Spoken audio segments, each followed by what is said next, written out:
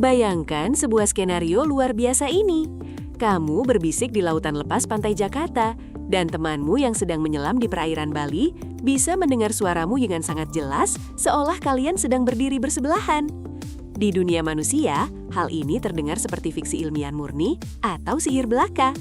Namun di dunia lautan yang dalam dan misterius, inilah kenyataan sehari-hari yang menakjubkan bagi mamalia laut raksasa. Itulah kekuatan superpaus, sebuah keajaiban alam yang dimungkinkan berkat rahasia fisika tentang perambatan suara di dalam air yang belum banyak diketahui orang.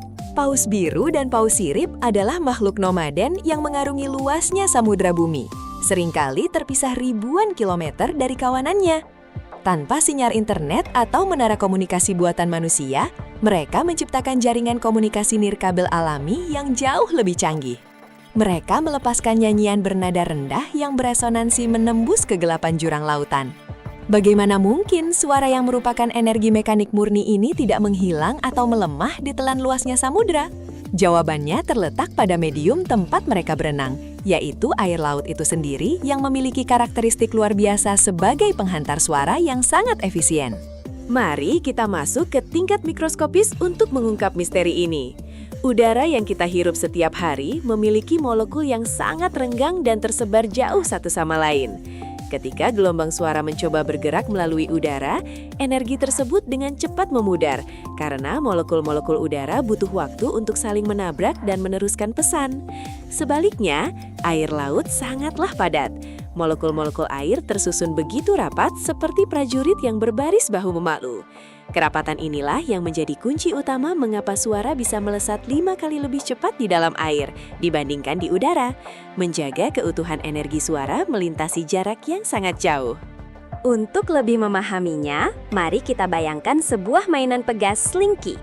Jika kita merentangkan slinky dan mendorong salah satu ujungnya, kita akan melihat sebuah gelombang rapatan bergerak lurus menyusuri gulungan pegas tersebut dari satu ujung ke ujung lainnya.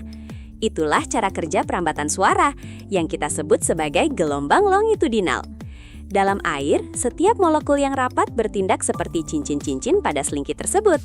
Karena posisinya yang berdempetan, dorongan energi dari suara paus akan langsung menggetarkan molekul air di sebelahnya tanpa banyak energi yang terbuang, meneruskan pesan secara berantai dengan kecepatan yang luar biasa melintasi kegelapan laut.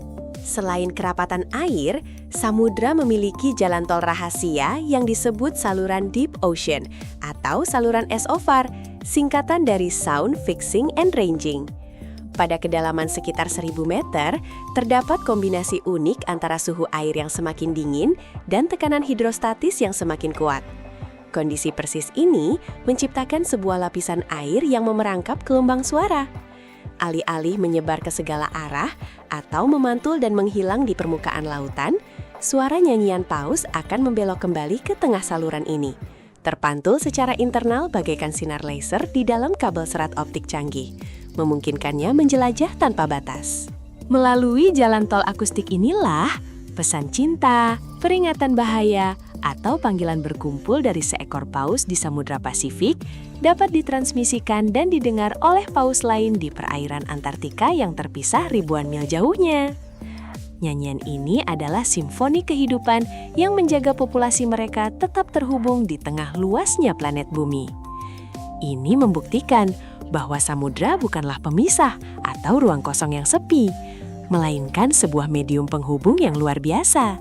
Sebuah jaringan telekomunikasi raksasa buatan alam yang bekerja jauh lebih efisien daripada teknologi buatan umat manusia. Sayangnya, keheningan purba yang menjadi syarat utama komunikasi lintas samudra ini kini mulai terancam oleh laju revolusi industri manusia modern. Suara deru baling-baling dari kapal kargo komersial berukuran raksasa, dentuman keras dari eksplorasi minyak lepas pantai, serta gelombang sonar militer berkekuatan tinggi telah menciptakan apa yang kita sebut sebagai polusi suara bawah laut. Kebisingan buatan manusia ini secara drastis mengacaukan frekuensi nyanyian paus, menenggelamkan pesan penting mereka, dan membuat raksasa-raksasa lautan ini merasa tersesat, kebingungan, hingga kehilangan kemampuan untuk menemukan pasangan atau kawanannya di tengah lautan luas. Memahami bagaimana suara merambat melalui kerapatan partikel air dan saluran SOFAR bukan hanya sekedar memperluas pengetahuan kita tentang fisika kelautan yang menakjubkan. Lebih dari itu, kesadaran ini membawa tanggung jawab besar bagi umat manusia. Dengan mengembangkan teknologi kapal yang lebih hening dan membatasi zona industri laut di jalur migrasi paus, kita bisa menjaga kelestarian simfoni bawah laut ini. Mari kita jaga samudra agar tetap menjadi ruang dengar yang damai, tempat di mana misteri komunikasi paus dapat terus bergema melintasi ruang dan waktu.